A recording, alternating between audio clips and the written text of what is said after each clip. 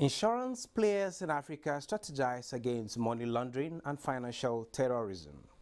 ECOWAS economy grows by 3.1%, expected to hit 3.3% by end of 2019. And oil prices slip as weak China exports highlights trade war impact. Just as market attention remains fixed on looming December 15 trade deadline between US and China. If you have just joined us, the program is Business Express, and we are reaching you from Abuja, the nation's capital, on the network service of the NTA. And I am Benny Adams, your guide.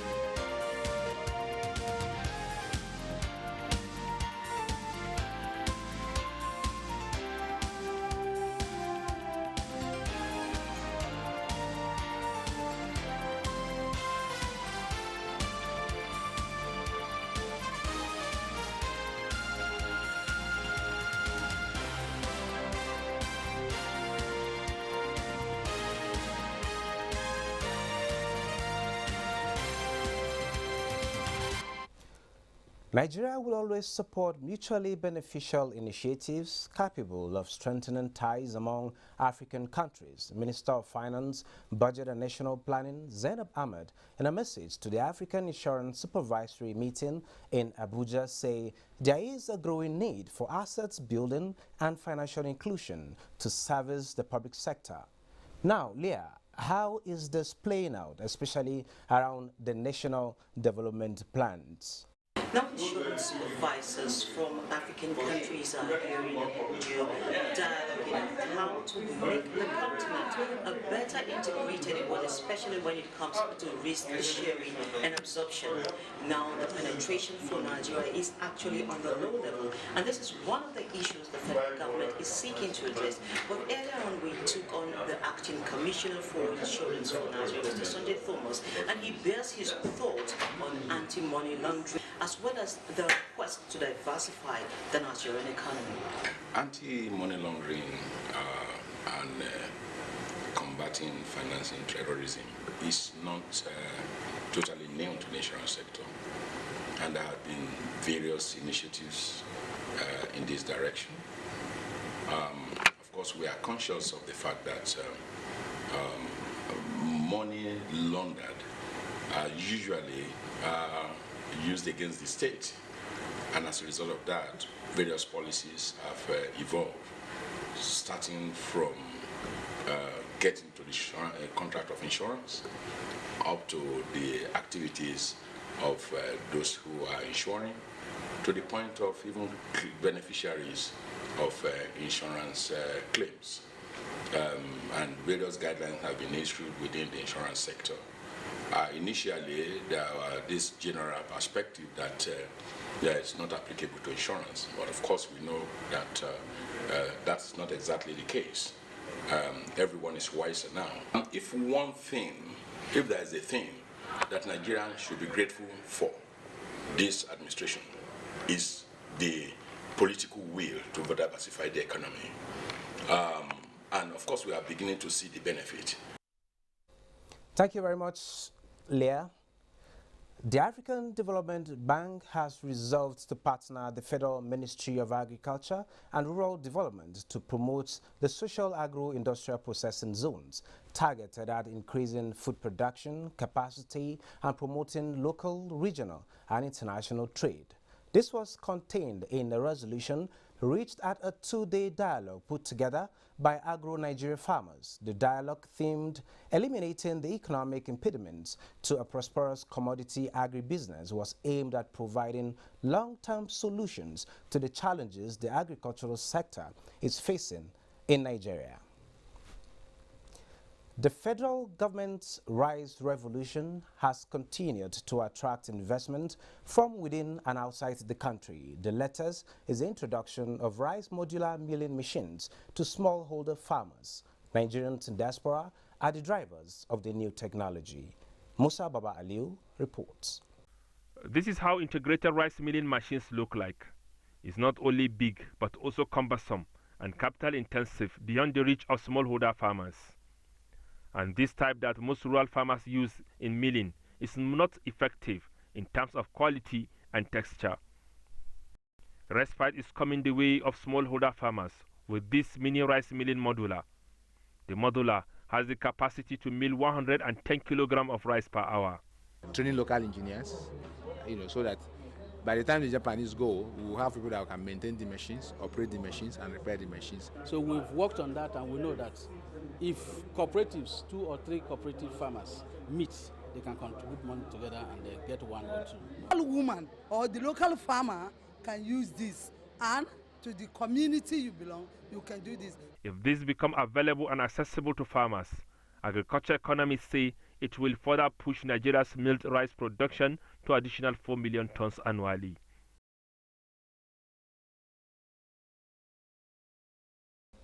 Since 2008, the National Assembly had gained time in passing the nation's budget. It became routine for Nigerians to expect the same this year. Such, however, was not the case, as the 2020 appropriation bill titled Budget of Sustaining Growth and Job Creation recently got passed by the 9th National Assembly, breaking the 11-year jinx. Yes, today Business Express will continue to focus its searchlight on the recently passed 2020 appropriation bill. We will at this point take a background report on the sectoral breakdown, after which we begin our discussion. On the 8th of October 2019, President Muhammadu Buhari presented the 2020 appropriation bill to the joint session of the National Assembly. Committee to ensure the equitable sharing of economic prosperity.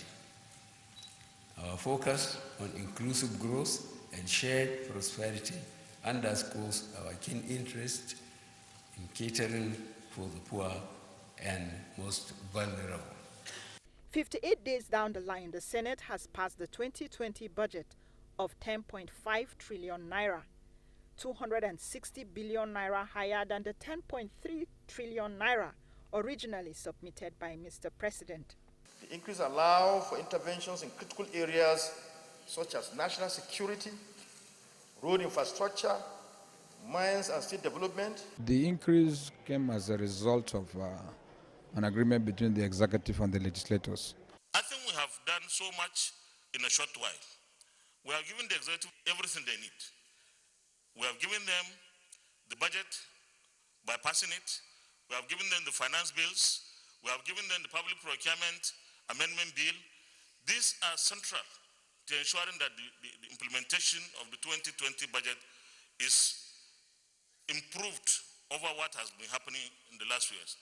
The budget is built on speculation of oil price benchmark of $57 per barrel, oil production of 2.18 million barrels per day, an exchange rate of 305 naira to $1, as well as real GDP growth of 2.93%, while inflation is expected to remain slightly above single digit. The 2020 budget proposes increase in value-added tax VAT rate from 5 to 7.5%, an additional revenue to fund health, education, and infrastructural development. Experts say Ministry of Works and Housing, Power and Transportation are getting the lion's share of the capital allocation. Financial experts say the 2020 budget proposal reflects the nation's current reality and the present administration's quest to sustain the achievements recorded so far in various sectors. With the passage of the 2020 budget, assent by President Muhammadu Buhari is next and will determine whether Nigeria will return to the January to December budget cycle as planned. Is this trend sustainable, and how well will the bill translate to economic growth and human capital development? These are questions begging for answers on Business Express.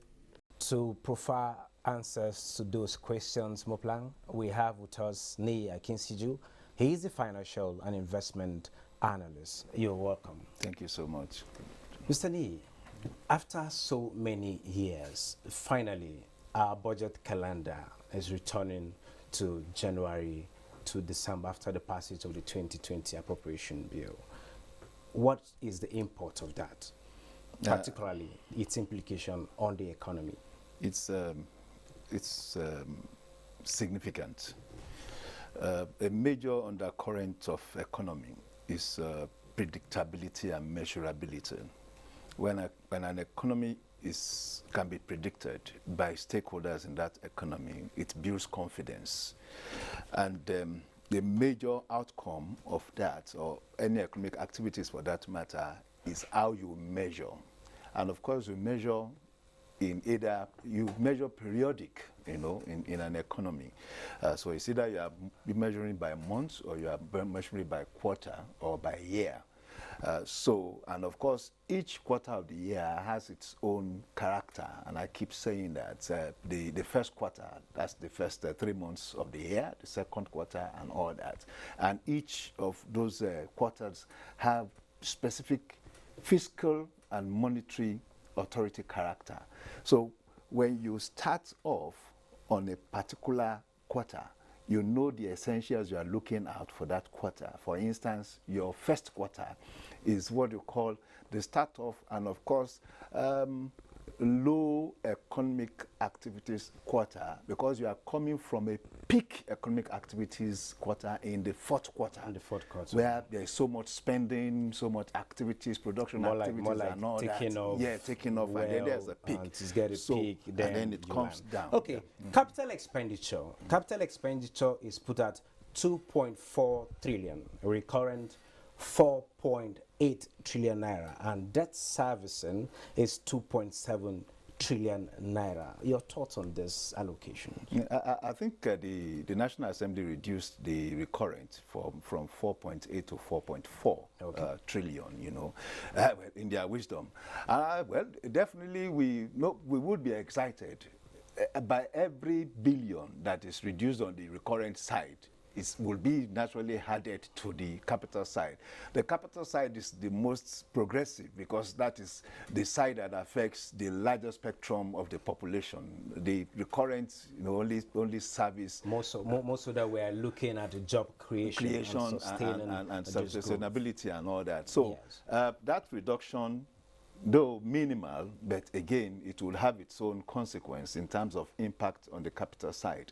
The capital recurrent ratio may not be too impressive, you know, but again, we can see also significant allocation, especially after the National Assembly treated or processed the proposed bill. I think there has been a consistency where we have capital expenditure about 40%. No, it's actually before now. Yes. In 2015, it was less than 18%. Yes. The total, even less than 15%, the total capital expenditure projected or passed in 2015 was about 18-point-something billion naira. I think the recession. It was not even recession. No, then. we're coming out of recession. No, it was not recession then. That was the Jonathan budget. You know, it's the coming of the Buhari regime. You know, increased the templates. You know, and of course the threshold to above 2.3 or 2.5 trillion. Some of us were saying it was ambitious and all that. Yeah. Don't forget that was the time we moved from the budget threshold of 4-point-something trillion that had been, you know, the figures between 2012 and 2015 to 6-point-something, you know, at that 2015. Okay, looking at the 2020 budget, talking about sectoral analysis, it shows that infrastructure development, among others, have the highest allocation. Is that the way to go? Well, that's the way to go. Well, it's not the infrastructure itself relative to recurrent. It's not, we can't say it's highest. But if we start looking at the sector by sector, especially the works and housing, you know, and power. Those are the essential infrastructural intervention that we need most in the country. We need roads to be functional. We need bridges. We need more electricity power. More electricity power would empower and, of course, drive productivity in the manufacturing sector, you know, and of course the cost of production will also fall if we have what you call the intermodal road traffic system. So with works and housing going with 327 billion naira, as it were, an increment of more than 70 billion after the National Assembly looked into it. I think it's good, it's impressive, but it's not definitely enough for our needs. The Minister of Works and Housing recently announced that about 523 roads are being constructed, and they are definitely higher than this threshold, as it were, you know. So how they are going to run, I think the extra consideration to take a loan and all that will come into application here. Okay, talking about loan, the federal government is looking to assess $22.7 billion. Is it part of funding this 2020 budget? You know, it's an extra intervention platform. Okay. The budget, the 2020 budget itself is a standalone, you know, but that other one, don't forget, it's a carryover from 2016, you know. Part of it had been approved by the National Assembly then, but that was just less than 15% of it. This one, to my mind, I think it's important because there is a need for this, what I call the big bank effect. What we have been allocating to infrastructure over the past 4 years, you know, is just about $5 billion yearly, and we are talking of a gap, an infrastructural deficit that needs an injection, annual injection of nothing less than $350 billion, and it is expected, you know, that this should be done over the next 10 years. That is when we would have an average infrastructural provision, as it were. And without infrastructure, our productivity will remain low.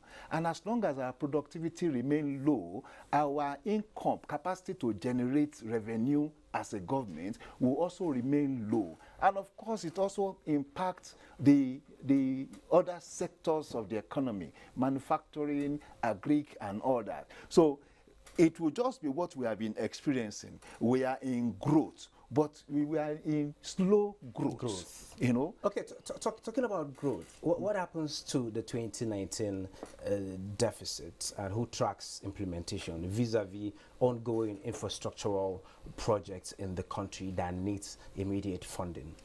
Well, the Ministry of Finance and National Planning are primarily responsible for that, both for capital approval, for tracking, and of course, the National Assembly itself, through its oversight capacity, is expected to be active along that line. Don't forget that the National Assembly represents the citizens, as it were, and they are supposed to report back to their constituents periodically. So they are the ones that are supposed, you know, to give us what we call an objective, neutral point of view in terms of how the budget is being implemented. And it is important because what it does is to give room for corrections, you know, and of course, where there is a need for advancement, it's also to advise the executive and the people on it. Thank you so very much. It shows everything is in line. Very, very much in line, I think. It's a pleasure having you on the program. Thanks so much. It's been Ni Kinsiju, a financial and investment analyst. Good to have you. My pleasure as always. Thank you so much. Thank you very much. Well, moving on. After 4 consecutive weeks of appreciation, the Nigerian equities market depreciated last week, shaking off Central Bank of Nigeria's policy-induced rally. For details, let's join Bosede Ebo. The NSE All-Share Index for week ended 6th December depreciated by 0.54% to close the week at 26,855.52 basis points, with market capitalization at 12.9 trillion naira. At a turnover of 952.6 million shares worth 12.7 billion naira in 17,279 deals were traded by investors on the floor of the exchange. All other indices finished lower, with the exception of NSE Pension, NSE AFRD Yield, NSE Consumer Goods, and NSE Lotus 2 indices, which appreciated by 0.03%, 1.54%, 1.71%, and 0.97%, while the NSE ASM index closed flat. The financial services industry led the activity chart with 690.9 million shares valued at 6.7 billion naira traded in 10,718 deals. The conglomerate industry followed with 101.9 million shares worth 701.2 million naira. The third place was the consumer goods industry with a turnover of 57.6 million shares worth 2 billion naira in 2,095 deals. The top three equities were dominated by the banking sector, FCMB Group, Access Bank and Zenith Bank. They jointly accounted for 334.2 million shares worth 3.1 billion naira in 3,684 deals. A total of 6,140 units of exchange-traded products, ETPs, valued at 103,759 naira 84 kobo were traded in the week in 17 deals. Also, 27,096 units of federal government bonds valued at 27.6 million naira were traded. 19 equities appreciated in price during the week. 35 equities depreciated in price, while 111 equities remained unchanged. The NSE All-Share Index for first trading day in the week, 9th December, closed trade on a negative note by minus 0.65% to 26,681.31 basis points, with market capitalization at 12.80 trillion naira, 192.6 million volume of stocks worth 3.5 billion naira exchanged hands at the close of trade. Zenith Bank was the most active stock. Eternal led the gainers, while Guarantee Bank led the decliners. Asian stocks were mostly higher Monday, with investors cheered by a late-week buying mood on Wall Street after a surprisingly strong U.S. jobs report that drove the Dow Industrials to the best performance in 2 months. On how the other equities markets around the globe are doing, Bosidi Ebel again is our guide. On the global markets, Wall Street in the United States rose near record highs late last week, following a U.S. jobs report that easily topped analyst expectations. The world's largest economy added 266,000 jobs in November, according to data released by the Labor Department.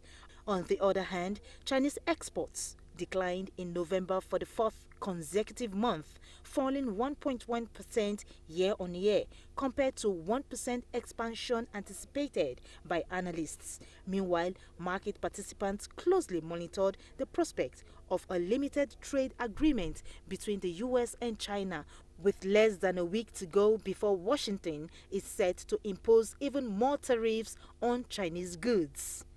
In Africa, stocks traded mostly positive, with South Africa's JSE Africa Top 40, Namibia's overall index, Nairobi's All-Share, Tunisia's Tunidex, and Ghana's GSA Composite posting gains.